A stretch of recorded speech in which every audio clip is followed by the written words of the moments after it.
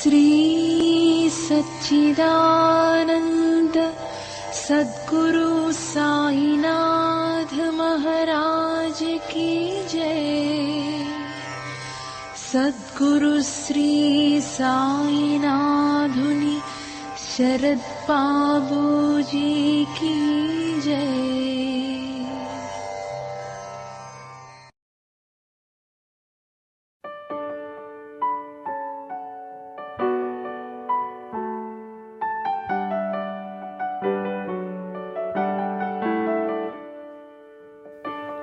బాబా సాయి మసీదు ఆయి ద్వారకమాయి. బాబా షిరిడీలో సదేహులై సంచరించిన సుమారు 60 సంవత్సరాల కాలంలోనూ ఆయన నివాసము ఒక పాత మసీదు. ఆ మసీదునే బాబా ద్వారకామాయి అని అప్పుడప్పుడు వ్యవహరించేవారు.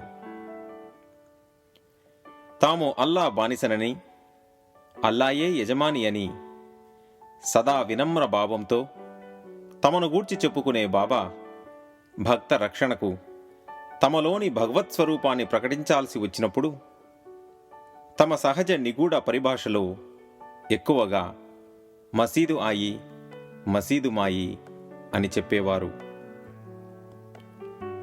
ఈ మసీదు మాయి బిడ్డలు ఏ ఆపదకు భయపడవలసిన పని లేదు అని, తనకు చెందని పైకాన్ని ఈ మసీదు మాయి స్వీకరించదు అని, ఇలా తమనే మసీదు మాయిగా వ్యవహరించేవారు బాబా. మసీదు మాయి మహిమను గూర్చి బాబా వివిధ సందర్భాలలో ఇలా అన్నారు: ఇప్పుడు మీరు ఎక్కడ కూర్చొని ఉన్నారో అదే ద్వారకామాయి. అంటే ఆమె తన బిడ్డల ఆపదలను, ఆందోళనలను దూరం చేస్తుంది. ఈ మసీదు మాయి ఎంతో దయామయి. ఎవరైతే సంపూర్ణ విశ్వాసంతో ఆమెను ఆశ్రయిస్తారో వారందరూ ఆ తల్లి బిడ్డలు. తన బిడ్డలు ఆపదలో ఉంటే ఆమె తప్పక కాపాడుతుంది. ఒకసారి ఆమె ఒడి చేరితే ఇక వారి కష్టాలన్నీ కడతేరినట్లే. ఆమె నీడన హాయిగా నిద్రించిన వారికి అఖండ ఆనందం లభిస్తుంది. ఈ ద్వారకామాయిని ఆశ్రయించిన వారికెన్నటికీ ఏ కీడూ జరగదు. ఇది మసీదు కాదు, ఇది ద్వారక. ఈ ద్వారకామాయిని ఆశ్రయించిన వారికెన్నటికీ ఏ కీడూ జరగదు. ఈ మసీదులో అడిగిడిన వారికి వారి కర్మావసాన కలిగిన కష్టాలన్నీ నశిస్తాయి. ఆనందమయ జీవితం ఆరంభమవుతుంది. ఇక్కడ ఫకీరు ఎంతో కరుణామయుడు. మీ కష్టాలన్నీ కడతేరుస్తాడు. ఈ ద్వారకామాయిలో అడిగిడిన వాడు తప్పక తన లక్ష్యాన్ని సాధించగలడు అని బాబా అభయమిచ్చారు. మసీదుకు ద్వారకామాయి అన్న పేరెలా వచ్చింది? ద్వారకామాయి అంటే అర్థమేమిటి? బాబా మహాసమాధి ముందు వరకు ద్వారకామాయిని కేవలం మసీదు అని పిలిచేవారు.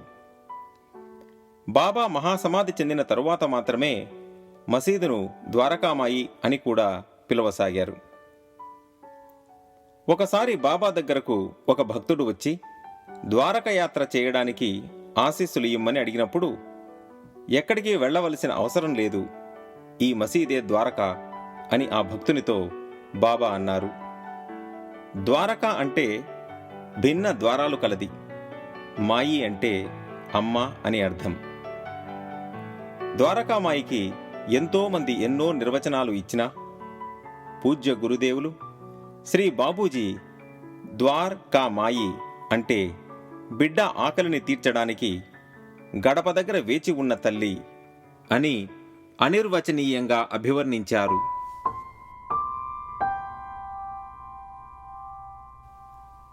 మసీదు రూపురేఖలు. మొదటిసారి మసీదులో అడుగుపెట్టిన వారికి నివాసానికి ఏమాత్రం యోగ్యంగా లేని ఈ ప్రదేశంలోన బాబా నివసించినది. ఎన్నో అద్భుతాలు, మహిమలకు కేంద్ర బిందువు ఇంత చిన్న ప్రదేశమా?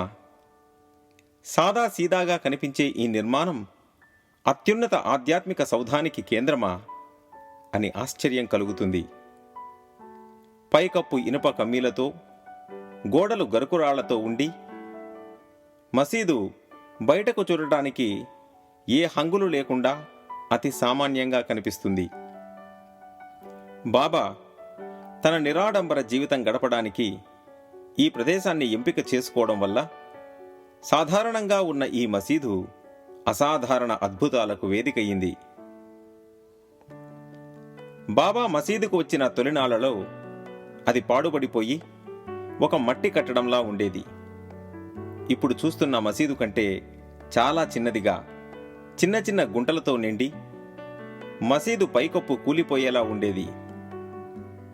సచ్చరిత్రలో మనం చూసినట్లయితే ఒకసారి బాబా మసీదులో భక్తులతో కలిసి భోజనాలు చేసేటప్పుడు పైకప్పు కూలిపోతుండగా సబర్ సబర్ అంటే ఆగు ఆగు అని ఆదేశిస్తున్నట్లు తీవ్ర స్వరంతో అనగానే కూలే కప్పు కూడా ఆగిపోయింది.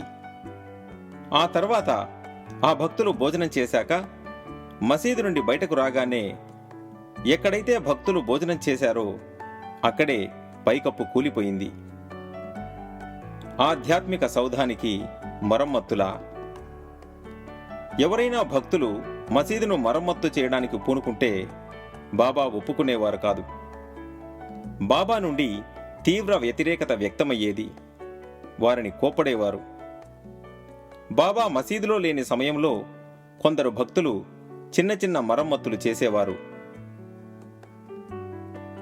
ఒకసారి 1890వ సంవత్సరంలో ఒక భక్తుడు నిర్మాణానికి సంబంధించిన వస్తువులను మసీదుకు పంపగా బాబా ఆ వస్తువులను షిరిడీలో ఉన్న ఇతర మందిర నిర్మాణాలకు వాడారు. తరువాత నానాసాహెబ్ చాందోర్కర్, నానాసాహెబ్ నిమోన్కర్ తదితరులు మసీదు మరమ్మతుల విషయమై బాబా వద్ద ఎంతో మొండి పట్టుదలతో పట్టుపట్టగా బాబా కూడా అంతే పట్టుదలతో వారిని వారించారు. చివరకు మహల్సాపతి జోక్యం వల్ల బాబా మసీదు మరమ్మతులకు అనుమతించారు. కానీ సాధ్యమైనంత వరకు బాబా మసీదులో లేనప్పుడు, చావడిలో నిద్రించినప్పుడు పని ముగించేవారు. 1912 కల్లా మసీదు మరమ్మతులు పూర్తయ్యాయి. 1914లో మసీదు ముంగలి భక్తులు కూర్చునేందుకు చాలా ఇరుకుగా ఉందని భావించిన శ్రీ కాకాసాహెబ్ దీక్షిత్ దాన్ని విశాలం చేసే పని ప్రారంభించాడు. బాబా చావడిలో నిద్రించిన ఒక రాత్రి భక్తులంతా మసీదు ముంగిట గోయి తీసి దూలాలు పాతారు. మరుసటి ఉదయం బాబా చావడి నుండి మసీదుకు రాగానే జరిగిన పని చూసి ఉగ్రులయ్యారు. ఆ కోపావేశంలో తమ చెంతనే ఉన్న తాత్యా గొంతును ఒక చేత్తో పట్టుకొని 2-3 కలిసి కానీ మొయ్యలేని ఆ దూలాలను మరో చేత్తో అవలీలగా పీకి పారేశారు. తరువాత తాత్యా తలపాగా పీకి దానికి నిప్పంటించి ఆ దూలాలు పాతిన గుంటల్లో ఒకదానిలో వేశారు. తర్వాత తమ జేబులో నుండి ₹1 నాణెం తీసి దాన్ని కూడా ఆ గుంటలో వేశారు. ఆ సమయంలో బాబా కళ్ళు అగ్ని కణాల్లాగా ఉన్నాయి. ఆ మహోగ్రమూర్తిని సమీపించడానికి కూడా భయపడి భక్తులంతా నెవరపోయి భయంతో దూరంగా నిలబడి చూస్తున్నారు. బాబా అంతసేపు తాత్యా గొంతు విడవలేదు. మామూలుగా అయితే బాబాను తన భుజాలపై అవలీలగా కూర్చొనబెట్టుకుని పరుగు తీసే బలంగల తాత్యా ఆ సమయంలో ఎంత గింజుకున్నా బాబా పట్టు నుండి తన మెడను విడిపించుకోలేకపోయాడు. తాత్యా పరిస్థితి ఏమవుతుందోనని అందరూ భయపడ్డారు.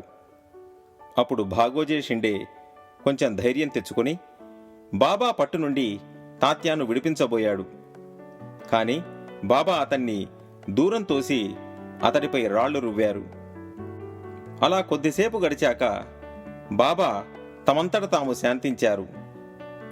ఒక భక్తుణ్ణి బజారుకు పంపి మంచి జరీ తలపాగా తెప్పించి దాన్ని సగౌరవంగా తామే తాత్యా తలపై చుట్టారు. అగాధమైన బాబా చర్యలోని అంతరార్థాన్ని అవగతం చేసుకోవాలనే కొలది ఎన్నో జ్ఞానరత్నాలు లభిస్తాయి.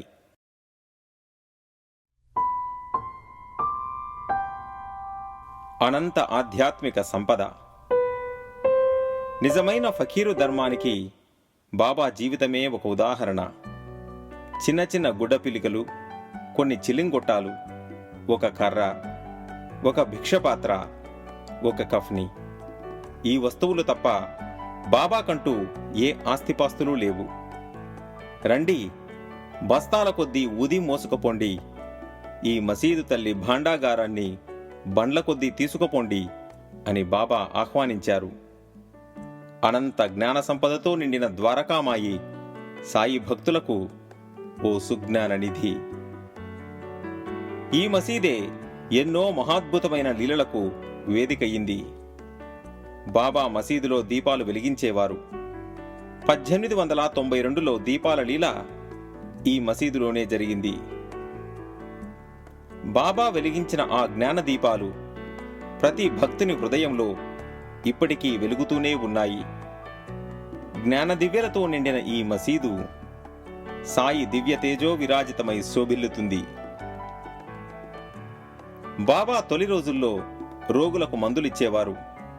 ఆయనను హకీం అంటే డాక్టర్ అని కూడా అనేవారు. మసీదు లోగిలిలో అడుగుపెట్టిన వారెందరికో మానసిక శారీరక రుగ్మతలు సమసిపోయాయి. ఆ విధంగా ఈ మసీదు ఓ మహోన్నత వైద్యశాల.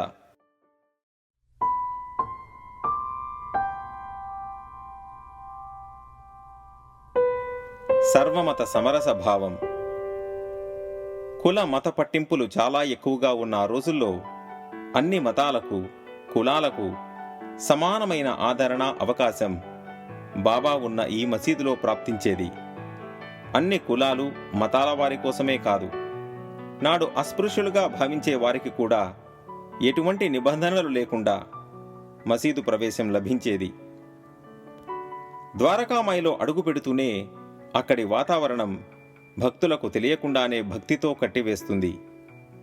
కొందరు ఇక్కడ ధ్యానం చేసుకుంటారు, మరికొందరు పారాయణ చేస్తుంటారు, ఇంకొందరు భక్తులు బాబా రూపాన్ని చూస్తుంటారు, ఆర్తితో ప్రార్థిస్తుంటారు, ఆనందంతో తన్మయులవుతుంటారు. వివిధ ప్రాంతాల నుండి, అనేక నేపథ్యాల నుండి ఇక్కడికి వచ్చే భక్తులు బాబా పట్ల తమకున్న ప్రేమను వ్యక్తం చేసుకునే విధానం ఎంతో వైవిధ్యంగా, మరెంతో ఉన్నతంగా అనిపిస్తుంది. నేటికి రాత్రి సమయంలో కూడా ద్వారకామాయిలో ప్రవేశించవచ్చు. శ్రీరామనవమి, గురు పౌర్ణమి, విజయదశమి పర్వదినాలలో రాత్రిపూట కూడా మసీదు లోపల దర్శనార్థం తెరవబడుతుంది.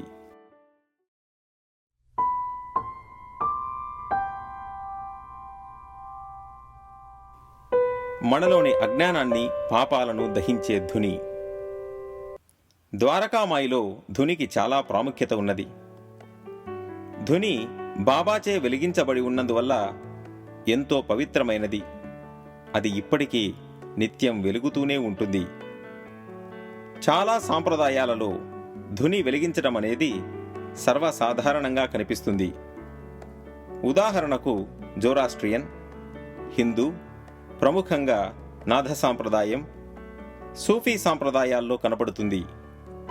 వేప చెట్టు క్రింద ఉన్న రోజుల్లోనూ, అడవిలో ఉన్నప్పుడు మసీదులోనూ, ఇలా బాబా ఎక్కడ నివసించినా తన దగ్గర ధుని ఉండేది.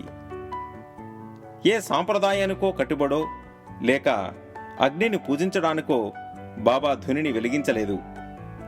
అలాగని పవిత్రత పేరుతో నియమాలను కూడా పాటించలేదు. ఎవరైనా ఆ ధునిని త్రాకడానికి సాధ్యపడేది. షిరిడీ ప్రజలు కూడా వారి ఇంటిలో వంట చేసుకోవడానికి ధునిలోని నిప్పును వాడేవారు. పండుగ సందర్భాలలో రాధాకృష్ణ మాయి మసీదులోని గోడలు మసిపట్టి ఉంటే వాటికి సున్నం వేయడానికి ఆ ధునిని బయటపెట్టి శుభ్రపరిచేది. బాబా పాతగుడ్డలు కూడా ధునిలో వేసేవారు. అప్పుడప్పుడు ధునిలోని కట్టెలను వారి పాదాలతో సరిచేసేవారు. ఒకనాడు మసీదులో బాబా ఉండగా ధునిలోని మంటలు పైకప్పు వరకు ఎగిసిపడుతుంటే బాబా సట్కాతో ప్రక్కన ఉన్న స్తంభాన్ని కొట్టగా ఒక్కొక్క దెబ్బకు మంటలు తగ్గుతూ చివరకు సాధారణ స్థితికి వచ్చాయి. విశ్వమంతా తానై భాసిల్లే బాబా ఆధీనంలో, అదుపాజ్ఞలో ఉండే పంచభూతాలు, ఈ చరాచర జగత్తు వారి పాదాలకు ప్రణమిల్లవలసిందే. బాబా ఉదయాన్నే భిక్ష నుండి మసీదుకు తిరిగి వచ్చాక కొంత ఆహారాన్ని ధునికి సమర్పించేవారు. ఆ తరువాత స్వీకరించేవారు. ఒకసారి బాబాను ఒక భక్తుడు ధునిని ఎందుకు వెలిగించాలి అని అడిగినప్పుడు, మన పాపకర్మలు కాల్చివేయడానికే అని చెప్పారు. బాబా ఎక్కువసేపు ఉదయం సాయంత్రం సమయాల్లో దక్షిణం వైపుకు తిరిగి చాలాసేపు ధుని వద్ద మౌనంగా కూర్చునేవారు. శ్రీమతి థర్కడ్ తన అనుభవాలలో, బాబా ధుని వద్ద కూర్చున్న సమయంలో ఎవరికీ అర్థం కాని రీతిలో ఏవేవో సైగలు చేస్తూ చేతివేళ్లను అటూ ఇటూ కదిలిస్తూ హక్ అంటే దైవం అంటూ ఉండేవారని తెలిపారు. ధుని ముందు బాబా కూర్చున్న ప్రదేశంలో వెండి పాదకులను గుర్తుగా ఉంచారు. ఈ ప్రదేశంలో నుండే విశ్వగతిని నిర్దేశిస్తూ, అభయమిస్తూ, అదుపు చేస్తూ, భక్తుల అవసరాలను తీర్చుతూ, రక్షిస్తూ, ఆజ్ఞాపిస్తూ, అనుగ్రహిస్తూ ఉంటారని భక్తుల అనుభవం. రాత్రి పగలు నా బిడ్డలను నేను కనిపెట్టుకోకపోతే వారు ఏమైపోతారు అని బాబా అనేవారు. ఇప్పటికీ మనందరినీ కనిపెట్టుకుని ఉన్నారు. ప్రస్తుతం ధుని ఉన్న చోటే బాబా ధునిని వెలిగించింది. 1998 సంవత్సరంలో సంస్థాన్ వారు ధుని పునర్నిర్మాణ కార్యక్రమం చేపట్టి పూర్తి చేశారు.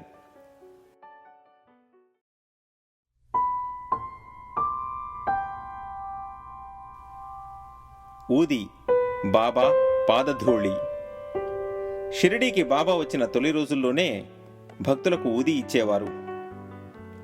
ఎంతోమంది అనారోగ్యంతో బాధపడుతున్న వారు ఈ ఊది వల్ల సంపూర్ణ ఆరోగ్యం పొందేవారు. బాబా మహాసమాధి చెందిన తరువాత కూడా బాబా ఊదితో ఎంతోమంది స్వాంతన పొందుతున్నారు.